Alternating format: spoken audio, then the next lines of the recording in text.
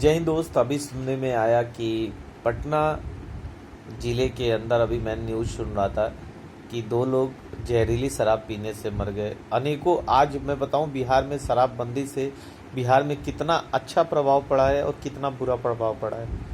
कहीं ना कहीं अगर बिहार में अगर शराब आज नहीं बिक रही होती तो शराब पीने वालों के ऊपर इतने सारे केस नहीं होते, शराब बेचने वालों के ऊपर इतने सारे केस नहीं होते। इसके मतलब है कि आपके शराबबंदी के बावजूद भी बिहार के अंदर आसानी से शराब उपलब्ध है। लेकिन ये तो न्यूज़ की रिपोर्ट है जो कि मैं आपको बताया। साथ में ऐसे युवा जो कि अपने जीवन को आगे बढ़ा के भारत माता की सेवा करना चाहते हैं, उनके ऊपर केस है।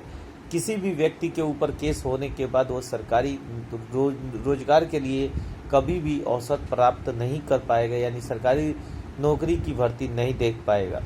तो युवाओं का कैरियर बर्बाद हो रहा है। जो इंडियन आर्मी के जवान हैं, अर्धसैनिक बल के जवान हैं, पुलिस विभाग के जवान हैं, अन्य सरकारी कर्मचारी हैं, उनके ऊपर झूठे केसेज हैं, झूठे मुकदमे हैं शराब से संबंधित। उनके जो जीवन है उथल पुथल हो चुका है। आज आप बिहार में शराब बंद करने के नाम पे बिहार के युवाओं के जीवन के साथ खिलवाड़ किए हैं, देश भक्तों के साथ खिलवाड़ किए हैं। आपने शराबबंदी नहीं किया है, ये केवल इस देश के जो युवा हैं उनके जीवन के साथ केवल और केवल खिलवाड़ किया है। तो कम से कम अभी भी समय है, सुधर जाइए। इस देश के युवाओं के बारे में सोचिए, इस देश के प्रगति के बारे में सोचिए। अगर बंद करना है तो पूरी तरीके से पूरे भारत में बंद करिए। आप ही लोग की सरकार है और बहुत अधिक ये जरूरी है कि पूरे भारतवर्ष में शराब बंद हो, लेकिन आप लोग पूरे भारतवर्ष में बंद करने वाले नहीं हैं, क्योंकि आप लोग को वोट चाहिए। वोट के बाद तभी तो आप लोग जीतेंगे, सांसद बनेंगे, पार्षद बनेंगे, तभी तो आप लोग नोट कमाएंगे, तभी तो आप लोग पेंशन योजनाएं लेंगे और बॉर्डर पर जो सेना लड़ रही होगी उनके खिलाफ झूठे केसेस करके उनके नौकरी में तबाहट पैदा कर देंगे। आप लोग को शर्म किसी भी चीज़ की नहीं है। आप लोग इस योग्य हैं कि आप लोग तो चुनाव में उठना भी नहीं चाहिए। आप लोग को किसने बुलाया है चुनाव में उठने के लिए? आप लोग ना आए। आप लोग को चुनाव लड़ने की कोई आवश्यकता नहीं है।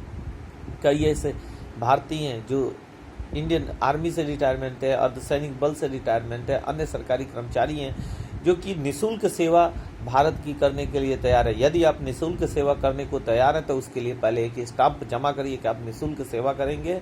आपको जो भी सुविधाएं दी जाएंगी बस उसी में खुश रहेंगे। किसी भी प्रकार की आपको सैलरी के रूप में कुछ भी नहीं दिया जाएगा, नहीं आपको पेंशन योजनाएं दी जाएंगी।